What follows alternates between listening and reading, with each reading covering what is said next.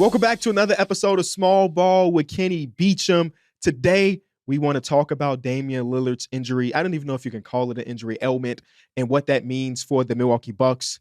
I want to talk about the Clippers because the Clippers are playing some great ball. And listen, it is March, and everybody tries to explain to you that March basketball means nothing.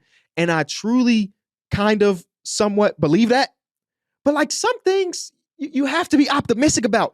If I didn't look at March basketball with a different lens, then there's nothing to pod about. So we got to talk about the Clippers and their great play as of recent. And we got to talk about the two-pot theory that I've mentioned on channels before, but I want to break it down even more because there are a few teams that I am switching pots on. Before we get into anything, I want to remind you to leave a like on the episode, subscribe to the channel, go over to the other shows in the network, whether it be Teed Up with Pierre Andreessen, Numbers on the Board with Pierre Andreessen, Kenny Beecham, Derek Miller, and Mike Hurd. You know, we got a lot of shows and a lot of content on this network. We actually just did a video. I don't know if this is spoiling anything, but we had a Chicago Bulls player come into the office and we shot a few different videos. So we got really cool stuff going on at Enjoy Basketball right now, and you do not want to miss it. Let's talk about Damian Lillard, because as we were in the studio shooting this video with the Chicago Bulls player, I get my watch notification that says that Damian Lillard, they found out, in so many words, they found out that he had a blood clot in his right calf and he's going to be on thinners, but they're not really sure about his outlook for the rest of the season. There are some people that are reporting that the Milwaukee Bucks and Damian Lillard are optimistic that he might be able to come back this season. But who knows? Who knows, right? My first initial reaction to that is, damn, not again, right? We just lost Wemby for the NBA season to a blood clot in his shoulder 2 months before this. And it's just something you don't expect, the notification you don't expect. So immediately my thought went to, like, I hope Damian Lillard is okay and he can get through this, obviously. But once they found out that they caught it early, and that he's already on blood thinners, and they believe this is not going to be anything that's too crazy, that's cool. And then it reverted to my mind going into the basketball aspect of it all. What does this mean for the Milwaukee Bucks? Last week, we dropped an episode where we talked about the Warriors and Bucks at large. And basically in that episode, in the short of it, I said that I just don't see the upside in the Milwaukee Bucks, right? There are a lot of good teams in basketball, and I do believe that the Bucks are one of those good teams, but I think you have to be a great team to win a championship. And I just don't see that. I didn't see that with Damian Lillard. And now the small percentage that might have existed for them to go on a deep run, if Damian Lillard is not there, it's completely dead. And it continues this trend of the Milwaukee Bucks getting extremely, extremely unlucky right before the postseason, or right as the postseason started, whether it be Chris Middleton, whether it be Giannis. I mean, Damian Lillard last year, he played in the postseason, but even he got injured later than it. It has been just unlucky battle after unlucky battle. It feels like the last time we saw the Milwaukee Bucks be healthy in the postseason run was the year that they won the championship. And I'll remind you, that was quite a bit ago. So now, again, whether it been a 1% chance or 2% chance without Damian Lillard, that is completely shut. And then you get to thinking about it. And I have been a guy that I like player movement. Do not get me wrong. I love player movement, but there are certain players in certain markets that I don't look forward to talking about so-and-so player potentially getting moved. We basically exiled my boy D Mills last time. He mentioned Damian Lillard should request a trade. I mean, not Damian Lillard, Giannis should request a trade, because I look at Milwaukee as a market as, like, they have done not everything right, but when you think about what it takes to build an organization, they have done more right than wrong over the last 10 to 15 years. Drafting Giannis outside of the lottery, making the Chris Middleton trade, where Chris Middleton was basically a throw-in to this trade amongst some guards. You know, picking up Brook Lopez away from the Lakers for pretty damn cheap, based on how he performed for them over the last couple of years, finding Bobby Portis. Like, they've done great thing after great thing after great thing. Even the Drew Holiday trade, well, at the time, you had some people very skeptical about what Drew Holiday could bring as far as the upper echelon of trying to win a championship. In the very first year Drew Holiday is on that team, they go on to win the ring. And then eventually they get stagnant, right? They go on a couple postseasons, as we mentioned, where injuries are happening. Drew Holiday has a couple series where he's not the version of him that he was in the championship run. And then they ship him out for Damian Lillard. This team has tried to do everything in their power to build the necessary team around Giannis to win. But with unluckiness, maybe some bad coaching decisions, and now this, I think you have to start thinking about what's next. And you know, this conversation kind of came up after the last Drew Holiday Giannis team flamed out. Like, okay, what can you do next? And nobody really expected them to be able to pull off a Damian Lillard trade. Like, if you think about the assets that they had at the time, the fact that they were able to go out there and get Dame is actually a testament to, like, I don't know, maybe John Horst just being able to make some things happen. It was a big old 3-team trade where Grayson Allen is a part of it, Drew Holiday, 2 first-round picks to the Blazers. It's just a bunch of stuff, and then it turns into Tumani Kamara and DeAndre Ayton going to the Trailblazers. It just ended up being like this craziness. But like when you think about the assets and the people that the Bucks traded away, it didn't feel like they gave up a lot to get Damian Lillard. And now we're here, about to be the end of year 2 of the Damian Lillard and Giannis era. You got to ask yourself, what do you do next? They made the trade where they traded one of their most beloved talents in franchise history, Chris Middleton, to bring in a good role player in Kyle Kuzma. And now you got Brook Lopez up for a new contract this season. He is at the age of 35 years old, and Brook Lopez still can give you really good minutes. I mean, he's been pretty damn solid this season, but you have to think about what happens with Brook Lopez. Bobby Portis on a player option. Who knows if he's going to take that money? We know Pat Connaughton is going to take his player option for $9 million because there's a zero marker for Pat Connaughton. And I'm looking at it and saying, man, they are in a bind right now. Again, these type of conversations were happening pre-Drew Holiday, Damian Lillard trade, so maybe they can make something happen. They can make another splash. But it feels unlikely. And I'm not thinking that Giannis will request a trade. I'm not hoping that he requests a trade because, again, the market deserves a guy like Giannis Antetokounmpo. But every interview that you hear from Giannis, he's talking about competing at the highest level. He's talking about the championships. Even the most recent interview he gave with The Athletic, he talked about the MVP thing, and he was like, hey, I've been top 4 in MVP. How many years? He said 7 years, and I ain't Google it. Let me see. 1 year, 2 year, 3 year, 4 year, 5 years, 6. 7 years he's finished top 4 in MVP, and he's about to do it again, right? And he was like, that's cool, that's flattering, but at the end of the day, nothing is better than winning. And Giannis is a little freaky guy, a Greek freak for real, where he compared it to intimacy. It's a better feeling than intimacy, is what Giannis said. And it feels like every 2 years, Giannis is trying to put pressure on the front office to make necessary trades, to kind of lighten the blow in case something super dramatic happened with him. Where I remember right before the Damian Lillard trade, he's going on his podcast tour and he said, hey, I want to win another championship, whether that's here or anywhere else. So jaw-dropping comment from a guy like Giannis Antetokounmpo. And then they made the Damian Lillard trade, and then he signed his extension. So what happens next? Because if I say, let's say, knock on wood, because I truly, truly, truly do want to see Damian Lillard in the playoffs, man. There's not many greater playoff performers in my lifetime. But let's say Damian Lillard is not ready to play come playoff time, or he's not conditioned well enough after taking so-and-so weeks off of hoops. Like, I look at it and say, we come back next season, and then what? What do we believe will be better next season?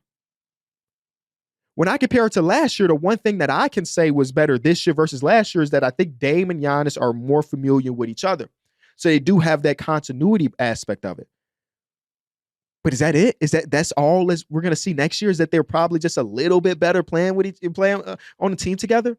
And even then, I feel like they don't, as when the Damian Lillard trade happened, it was such a perfect deal in my mind because we have this rim running power forward who is one of the greatest forces in the history of hoops. We have a ridiculously good pick and roll player, one of the best of the modern era. You can blitz him, cool. He can get that ball out of his hands. You can play drop. Damian Lillard's going to hit the 3. You can set, like, these two dudes, in theory, mesh so very well. And then you watch them play. And again, we're talking about year 2. The pick and roll, though it is good points per possession, it feels like we're not getting it as much as we should. Right? You think next year we're going to get it more effectively? Where these two dudes will run together? Maybe. But is that even enough to win? I think we're past the point in the NBA where just 2 great players is enough to get it done. When you think about the teams that are competing, these teams are going to win a championship this season. The Thunder basically have 3 all-star caliber players, but they have 9 role players that you look at and say, damn, that guy could be a spot starter. Damn, that guy could come in and do this. Jalen Williams, at one point, there was the reporter that called him No, they call J-Dub the real Jalen Williams. And J Will is like, they're like, damn. I mean, I guess, right? He's probably going to be the all-star, but J Will has been, anytime you need J Will to play 24 minutes, he's doing that, and he's giving you 13, 10, and 8. And some nights he just don't play. They have the depth. They have the star power. You look at the Boston Celtics, a team that just won a championship. Jason Tatum went out with his ankle injury. Get well soon, Jason Tatum, in the Kings game. And then the next 2 days later, they play against the Suns, who at that point, the Suns were hot. They had won 5 of their last 6. No Jason Tatum. Dogged them. I turned the game off after the first quarter because it was over with. Baylor Shireman, their rookie, not in this game specifically, Baylor Shireman, when they sit in these really good players, Baylor Shireman had a 30-point game. Porzingis back from his injury just gave them straight gas. So they have the star power and they have the depth. You think about the Cleveland Cavaliers, whether or not you believe the Cavs are contenders or not, they fit that as well. Where some of these games in their 16-game streak that they just had, it was like, oh yeah, Donovan Mitchell not feeling too great. That's fine. You remember Dean Wade was a starter at the start of the season. Now he just come in on spot minutes. DeAndre Hunter could come out and give you 30 off the bench. The Bucks don't have that level of depth. And I also don't think they got that level of coaching either. All 3 of those teams I just mentioned, really great coaches. Doc Rivers, I can't say the same thing about in 2025. So next year we're going to run it back. I don't know. All I can say is I want to see Damian Lillard on that damn court come postseason. But now it makes things in the Eastern Conference a little bit less daunting, right? We had that 3-team race between the Pacers, the Pistons, and the Bucks for who's going to be 4, who's going to be 5, who's going to win that eventual matchup. If the Bucks don't have Damian Lillard, I feel pretty good saying that if they did match up against a Pacers team, the Pacers will be the better team again. If they don't have Damian Lillard and they play against the Knicks, I already hit the Knicks if they had Damian Lillard, but now that Damian Lillard's not there, you know what I'm saying? In the games that they played against each other, the Knicks and Bucks, I think the Knicks have won by like an average of 20-something points. They've been dominating the Bucks. So it's a weird spot to be in. And then you start to think about, okay, in this fictional, hypothetical world, what would a Giannis Antetokounmpo trade look like? Because Giannis, again, just signed a Supermax extension. Let me see what these numbers look like. Supermax extension where he's done through this season, $48 million next season, $54 million a year after that, $58 million. Then he's got a player option for $64 million. So if hypothetically a trade does end up happening, whatever team is getting him for 2 years minimum, and then again a player option on that last year. You think about the type of assets that need to be returned, because Giannis, in my mind, is still a top 3 player in this world. He's probably number 2. So the assets have to be deep. And you look across basketball and say, okay, this team has that. This team has that. Because you have to be able to buy in on Giannis while also not gutting everything else you've already built to win a championship. And it's not a ton of teams that you can say that about. The 2 teams that come up immediately are the number 1 and number 2 seed in the Western Conference right now, where the OKC Thunder could pretty easily pull off a Giannis trade and still have the depth to go into next season and win a championship. They have every single draft pick that ever existed. And then they have Isaiah Hartenstein's contract, and they have current young players that you would be like, oh, I could be interested in Nikola Topic. He got 0 minutes played in his NBA career coming off a big injury. I could convince myself, if I'm the Milwaukee Bucks, that he could be a building block. I can convince myself that, I don't know, anybody still interested in Ousmane Dieng? Anybody? Aaron Wiggins saved basketball. Could he save Milwaukee? I don't know. And then the Houston Rockets are in a similar thing where they have Suns picks, they have their own picks, they have a lot, and then they have young talent from Cam Whitmore to Reed Shepard to Bari. Amen Thompson's not in that trade. I don't think you do that trade if Amen is in it, which is crazy to say. You just have everything. And then I think about the overall fit alongside these dudes. I'm like, damn, a Şengün and Giannis does fit very well. Chet Holmgren and Giannis might be the best fit, but I also said that Damian Giannis is going to be a great fit. But like, might be the best fit for a front court in basketball right now.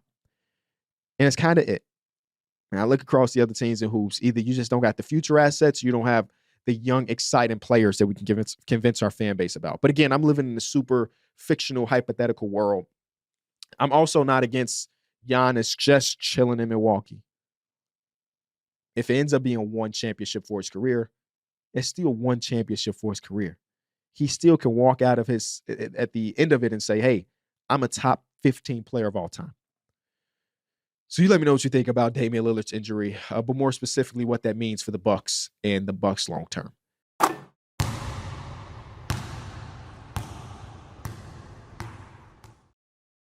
I want to talk about the Clippers. I want to talk about the Clippers. The Clippers were a team coming into the season I did not have any faith in. I think I put them, when I was projecting my standings, I think I had them 12th. The question mark about Kawhi Leonard's injuries and history going into the season, them losing Paul George, which I overshot that. I mean, they don't miss Paul George one bit, I ain't gonna lie. But I did not have a lot of hope that this team would be good enough to make the playoffs. And now they're sitting at the 6th seed, because with the Warriors not looking great without Steph Curry, who should be back soon, but still not looking great right now. The Timberwolves also losing their last game, and the Kings just free falling. The Clippers are now the 6th seed. They're 8-2 in their last 10. And since March 1st, again, trying to figure out what the hell is real in March, what's not real. Since March 1st, they have the number 1 offense and the number 5 defense. They're playing amazing basketball. But I think the reason why this is more intriguing to me than any other Clippers run, because it's not the first time the Clippers have looked good this season, right? We're 70 games in, and they have 40-something wins. So they have had spurts where they've looked really good throughout the year. But the recent play of Kawhi Leonard changes everything. It absolutely changes everything. Because Kawhi Leonard, so far this season, is averaging 20 points per game, 6 rebounds, 3 assists, 48% from the field, which is not his normal efficiency, right? He's usually an efficiency monster. But in his last month, he is personally 25 points per game, 7.5 rebounds, 3.5 assists, 52% from the field, 40% from 3 on 5.5 attempts. Yeah, that's the Kawhi Leonard that a lot of us were waiting for. A lot of us think if this Kawhi Leonard is true come April 18th when the postseason starts, April 16th, then they could be a team that plays spoiler. I don't know what it means for the overall, like we did the floors and ceilings of teams, right? And I think I had their floor as a first round exit and their ceiling as a second. And I don't know if I'm wavering off that too much, but if Kawhi Leonard is playing like this, he changes the whole idea of their ceiling, right? And then you look at it like this. I watched their game recently against OKC. Not only watched it, I like really was like locked into it. It was my wife's birthday, so I missed the game live. But I went the next morning and watched it and wrote down a bunch of notes. Now, OKC in this game is missing J-Dub and they're missing Chet. But I'm watching them because in my mind, this is a potential first-round series at this point. Again, the Clippers are the 8th seed, and they've won a couple games since then. But the Clippers are the 8th seed going into this one. And I just wanted to see how they guard Shea. Right? When you have a guy like Shea, who we've mentioned on the show 100 different times, is one of the best isolation, the best individual scorers in current basketball. And if he continues on this trajectory, he will be remembered as one of the best scorers from the guard position ever. And he probably is the MVP of the league right now. And I always like to see Shea play against not just good teams, but great defensive teams. And that's what the Clippers are. And you think about how many bodies, again, this is me gearing myself up to watch this game, how many bodies they could throw at Shea. They got Chris Dunn. They got Derrick Jones Jr. They got Ben Simmons. They got Kawhi Leonard. They got Nick Batum. And then as I started to watch the game, you got James Harden, who's not obviously in the same tier as the 5 defenders I just mentioned, but James Harden is a big body, smart defensive player. And they just have so many different big wings that they could throw on a Shea or other star guard across basketball. So I'm like, boom, okay, cool. What would they do? Because Zubac, who has an all-defensive case this season, is a heavy drop coverage big. And it's like, hey, Shai Gilgeous-Alexander eats drop coverage. He kills it every single night. So if this potential series ended up happening, how can the Clippers slow down Shai if they're playing drop coverage full time? Well, they have to change their defensive scheme where Zubac is not as involved. You know what the answer was? This is something that I've been asking for years, or I asked for years when Rudy Gobert was in Utah. Again, Utah was a funneling defensive team as well. Drop coverage to Rudy Gobert and let Rudy Gobert handle the rest. The problem was that when they played against these elite offensive players in their era, that is James Harden, right? James Harden absolutely cooked every Rudy Gobert-led defensive unit. But the reason for that is they never sent help off strong or weak side, that they continue to sit on these corners. And the only time that you saw a team take advantage of that is when you saw the Clippers go super small in the Utah Jazz series, where they said, Terrence Mann, take over if you can. And Terrence Mann did take over. But other than that, they were attached to their offensive players. So it really is a two-man game for the rest of this one. It's James Harden, hard screen from Clint Capella, and then a drop coverage for Rudy Gobert. No tags, no nothing. And what the Clippers did so great in this game ended up being Shai Gilgeous-Alexander's worst offensive game of the season. I think he still ended up with his 28, 20, whatever points, but like he shot it as inefficient as any time of his season so far.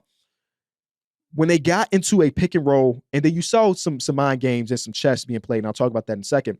When they got into their pick and roll, you got most of the time it was from the strong side, just a hard help off of whatever player is on strong side, for it to be James or Powell or Norman Powell or so on, to basically now, while Zubac is playing drop coverage, guys trying to get back into the play from the screen, you got the guy from strong side stepping in, and now we kind of are like trapping him in a late action. And that worked time and time again. And then Coach Mark Daigneault calls his first time out, because to start off this game, we saw Shai off the ball more than any time. And they're getting Shai involved as secondary actors, which is something I'm interested in, because, again, postseason, they're going to have to do that a lot. And then eventually, as they're playing this drop coverage with the help on the side, it's like, okay, Mark Daigneault decided we're not even going to run Zubac in the pick and roll anymore. We're going to do a small for small thing and see how they adapt there. And every single wrinkle that Daigneault threw at them, the Clippers had a counter for. Ultimately, the Clippers ended up losing this game. That tells you how ridiculous OKC can be at times. But I thought they did a pretty good job of nullifying Shai and getting the ball out of Shai's hands when it mattered the most. It's unfortunate for the Clippers that other people made plays. It's also unfortunate for the Clippers that a big foul call was missed, right? But I again, going into this game, I'm not thinking about wins and losses. I'm just thinking about schematically, how could this series look? And I was just curious about it, because the Clippers, of course, have Tyronn Lue, one of the best in-game adjustment coach and one of the best game-to-game adjustment coaches he showed us in postseason after postseason. And then they got Van Gundy on the bench, who they called their defensive coordinator for this season. So it was fun. And now, as I talk about it, Kawhi Leonard playing like he is, it's going to be a tough out. It really is. They have this ridiculous balance of all six of those defenders, those perimeter defenders, wing defenders that I mentioned, but also they didn't sacrifice shot creation in order to build that. When you think about teams that have had big wings or big defensive players, usually those type of teams have a guy, and that guy is all of the offense. Right? You think about some of the previous Luka Doncic teams before he got to LA. Of course, you had Kyrie Irving on his side, but he also has a Derrick Jones Jr. who's not known as a creator, PJ Washington, who's most part when he was with that team is not known as a creator. So you sacrifice some of those creation because in your mind you have Luka or you have Kyrie Irving, who's cream of the crop. They didn't sacrifice that because they have creators in Harden. They have creators in Y. They have creator in Bogey Bogdanovic, and they have creators in Norman Powell. So they have shot creators, which I firmly do believe you need that in the postseason. And they have big-ass defenders as well. Like, it's making me excited about seeing them in the postseason. And then the one little wrinkle, the offensive wrinkle that you could point at is the shooting variance for Chris Dunn. Chris Dunn's making shots. He can stay on the court. If he's not, then he can't. But when I mentioned the six guys defensively, I'm going to keep it at 5. Shout out to James Harden. The 5 guys defensively, if KD can't hit a shot, and I'm talking about Chris Dunn, KD, not Kevin Durant. If KD can't make a shot, then you feel okay with replacing that with so on and so forth. They may not be able to bring the same level of one thing that Chris Dunn does is he hounds these guards better than anybody else on those teams. He might, the guy that you replace him with might not be able to do that, but you still feel good about whatever 5-man defensive unit you put out if Chris Dunn cannot play. But if KD's hitting his shots, I don't know. So I'm very intrigued by the Clippers. I've mentioned, I think on this channel before from Run Report that I saw years ago, what you do at the end of the season is not the best indicator of how you will perform in the postseason. It's a better indication is what you do at the beginning of the season. But remind you, the Clippers didn't have Kawhi Leonard at the beginning of the season. So I can't even look at that and say that's who they are when this version has Kawhi. They're still fighting for their playoff seeding right now. Again, like I mentioned, they're 6 but they have a tie with the Warriors and then a half a game above the Timberwolves. So I still don't know exactly how it's going to play out, but the Clippers have been interesting. They have been interesting. I'm not going to underestimate the Clippers next season. I'm not going to do it next season. And then watch it blow up in my face. All right. Before we get into our two-pot theory, I want to talk about the Eastern Conference and where we sit right now. If you go to FanDuel Sportsbook, you'll find out that right now the Boston Celtics are still the favorite with a minus 135 to win the Eastern Conference. And then the Cavaliers are there with plus 70. They got the Knicks, the Pacers, the Bucks, and the Pistons. Let's be real. I think it truly is between those top two teams. And the fact that the Celtics are minus money makes too much sense as they continue to get healthier and healthier. And again, they miss Jason Tatum, and they might miss Jason Tatum for a little bit of time. As Porzingis has got back into that lineup, I am completely reminded that, oh, yeah, this team just won a championship last season, and they probably should be the favorite to win it all again, especially if they could come in and be healthy. You know, Porzingis is one of the biggest flyers in all of basketball right now. So if he is healthy, I feel pretty good about the idea of the Boston Celtics going out there and winning the ring or winning the Eastern Conference. Because you think about it, as of right now, first round of the playoffs, they're playing against like the loser of Orlando, Atlanta, or the Chicago Bulls, I guess. But let's say they playing against Orlando in the first round. They should be able to take care of business there. And then they got the Knicks or the Bucks. The Knicks are without Jalen Brunson as of right now. I don't know if Jalen Brunson will be the type of dude that could come back from his injury, immediately be back all NBA. And then the Bucks, like we mentioned earlier, don't have Giannis. So they might coast their way to the conference finals to play against a potential Cavs team. And personally, in that 7, I'm taking the Boston Celtics. There's just no better place to bet the NBA than FanDuel, America's #1 sports book. Right now, new customers can bet $5 and get $200 in bonus bets if that first bet wins. Personally, I love watching and making picks on teams like the Cavs and the Thunder, Garland assists, Dort threes, Mobley's blocks, and more. And using FanDuel is always so smooth and so seamless. Just visit FanDuel.com/Kenny for your chance to score $200 in bonus bets. FanDuel, official sportsbook partner of the NBA.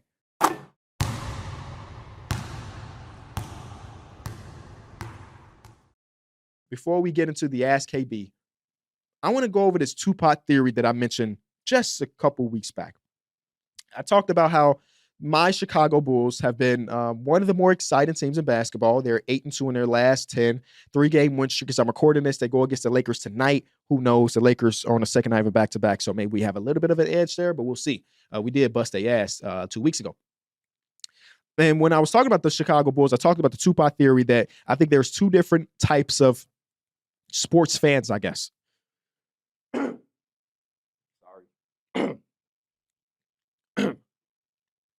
Pot 1 is where I find myself most of the time, which is looking at these teams and these organizations from a broader view, thinking about potential trades, potential signings, free agency, draft lottery, so on and so forth. At the end of the day, we want to see our team be great. And the way your team becomes great is by making some adjustments on those things that I mentioned. And then pot 2 is just looking at the team for what they are right now and thinking to yourself, hey, I want to see my team win today.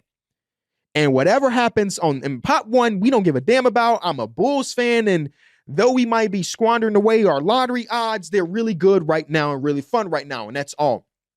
There are two teams in basketball that I would originally look at them from a pot 1 perspective. Then I'm shifting to a pot 2, y'all, where it's going to be hard not to be in the contention to win Cooper Flag. But reminder, only one team could get Cooper Flag. When I look at the Bulls and I look at the Trailblazers, those are my pot 2 teams. Before the season started, I mentioned that I thought that if the Trailblazers were in the Eastern Conference, that they would for sure be a play-in team. And record-wise, if they were in the Eastern Conference, they would be a play-in team. But deeper than that, I just thought that they had really good vets over there and some intriguing young players. In the month of March, or I guess since the trade deadline, both of these teams have been performing pretty damn well. Since the trade deadline, the Trailblazers have the 5th best defense in basketball. The Chicago Bulls have one of the best offenses in the top 12 defense. Both of these teams are young with some vets. We're a young team. that should not be playing this well if you're looking at it from a Pot A perspective. Because right now, if you go to Tankathon, both of these teams are basically telling their audiences that we don't really give a damn about having good odds. The Trailblazers right now have the 10th best odds, and the Bulls have the 11th best odds. But if you look at it from a Pot B perspective, it becomes so much easier to be a fan. It becomes so much more fun on a night-to-night basis. What Denny Abdia is doing for the Trailblazers right now is ridiculous. And if you're looking at it from Pot A, you would think, damn, man, we're not able to draft our next superstar. But Pot B can convince you, hey, Denny's play right now, I don't want to go superstar level, but Denny's play right now, if some of it, if 80% of it is sustainable, then that's like an all-star player. He's leading the league in and-one since the trade deadline. Since the All-Star break, he's leading the league in and-ones. He's averaging like 23, 10, and 8, like 7. Like, he's playing some ridiculous hoops. And then now you get people like Scoot Henderson continuing to turn the corner. We saw basically the best game of Donovan Klinga's career not too long ago. They ended up losing that game. But you can say, hey, our core is this. We're young, we're fun, we're exciting. Chauncey got these dudes hooping. And then before the season started, I was asking my boys, like, do you see a world with Chauncey Billups as the coach this year? And all of us are like, not really. And the way he's got them hooping for the last 2 months, you have to consider whether or not Chauncey Billups should be the coach next year.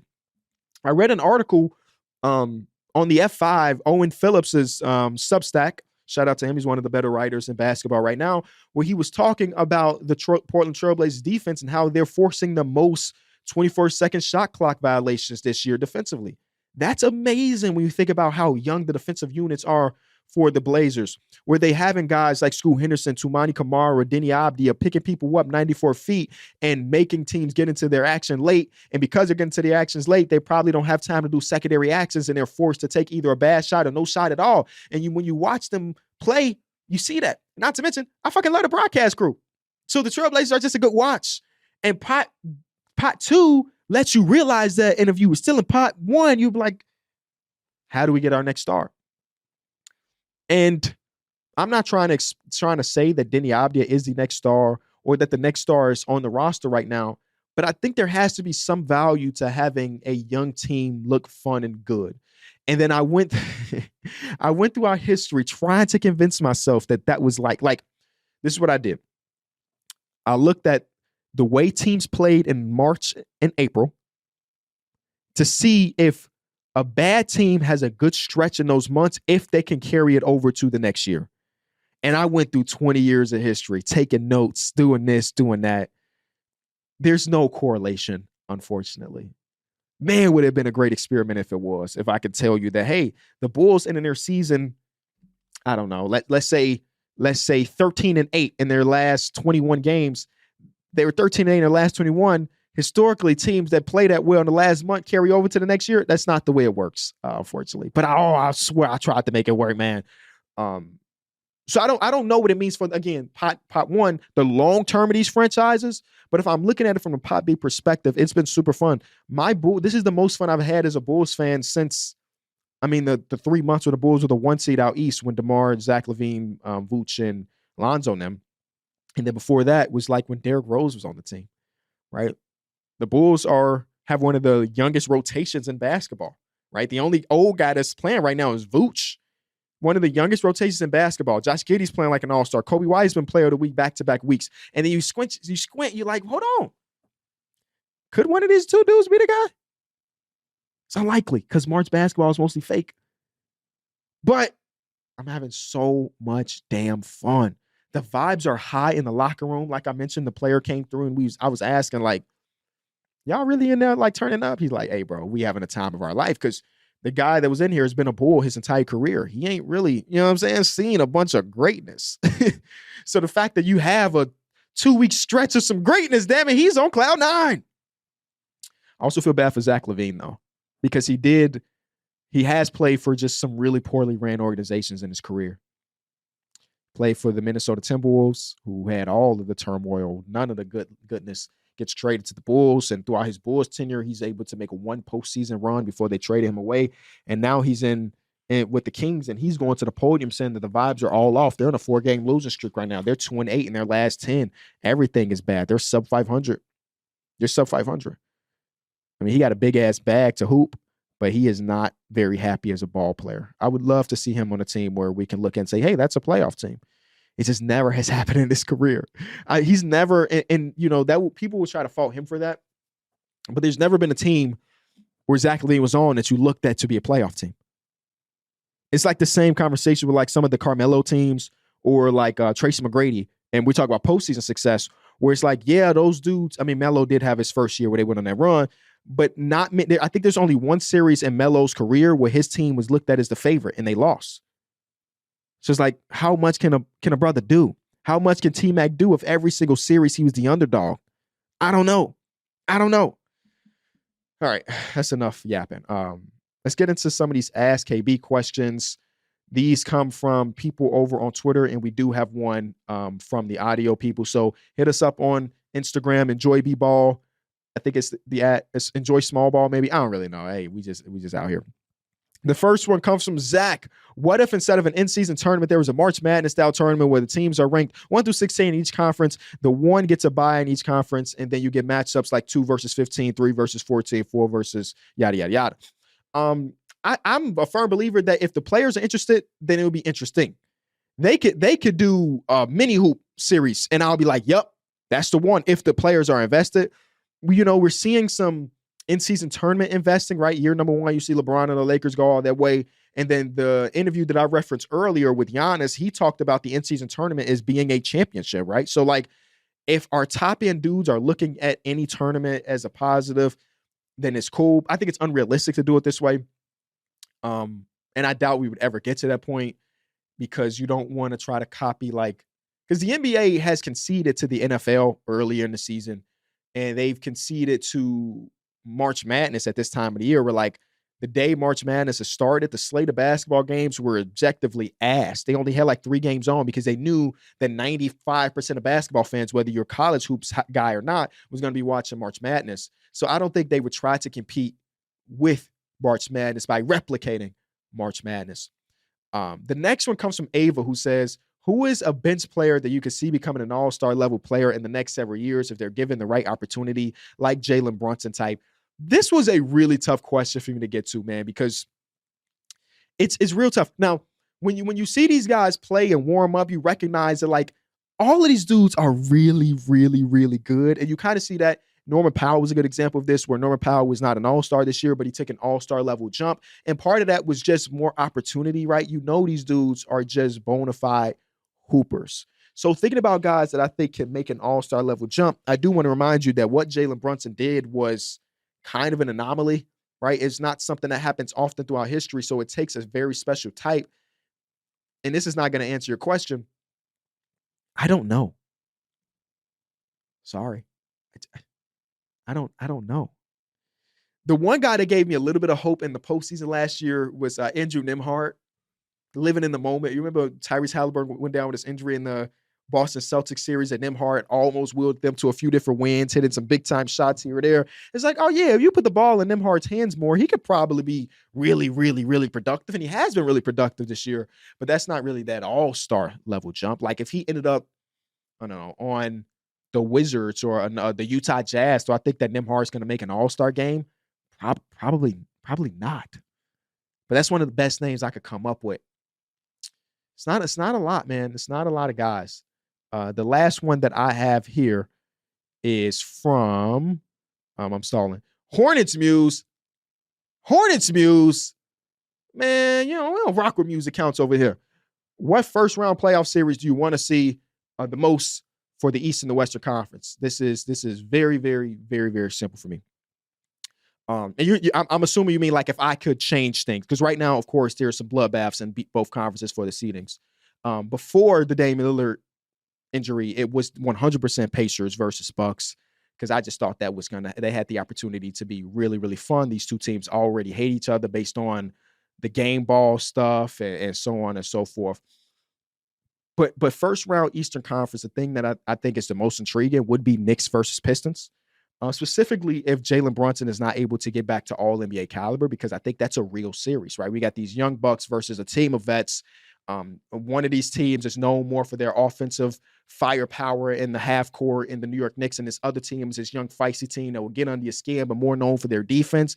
Those two teams, I think, it's still possible that we do get that series, but those two teams are kind of like a match made of having to go against each other in the first round.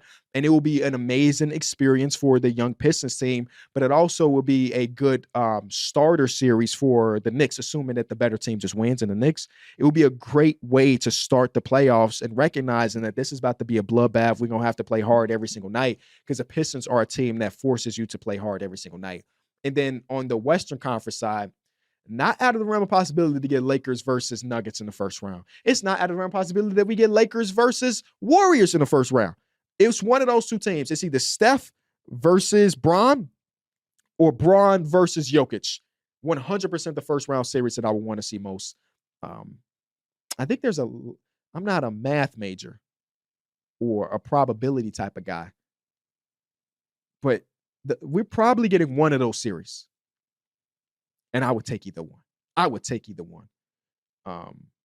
Is it Bron versus Jokic or Luka versus Jokic is what Greg is saying. I'm going to say Bron versus Jokic just because of the recent history of like the Nuggets busting their ass in the postseason every single year.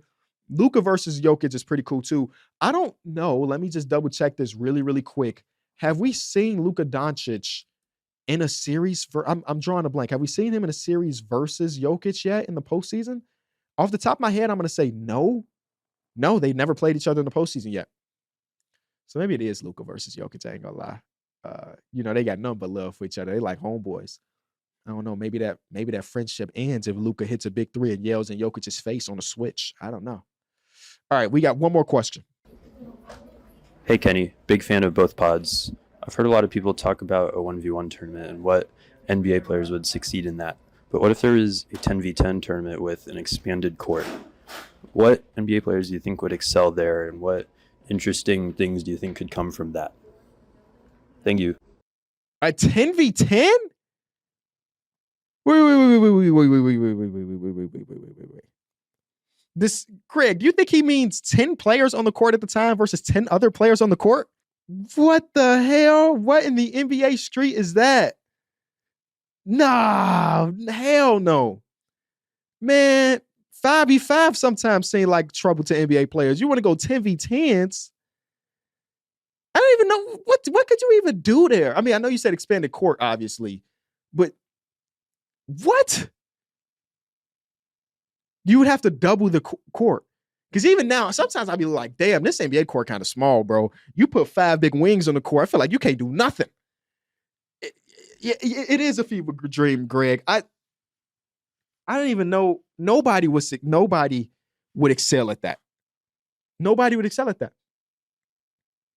What an awful idea you just put into my head. And I'm actually upset that you made me think about it. No, I'm joking. 0% chance that anybody would ever sign off with that idea. And I don't think the fans would enjoy it.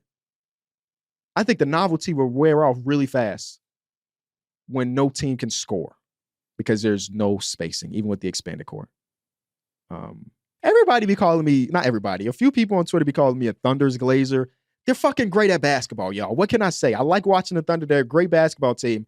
They got the most depth in the league, right? So if we talk at 10v10, you got Chet Holmgren on the court with Isaiah Hartenstein and Jay Will. Come on, that's a lot of passing, a lot of defense. But an awful idea. Thank y'all so much for watching or listening to this episode of Small Ball. March, hey, let me peek behind the curtain.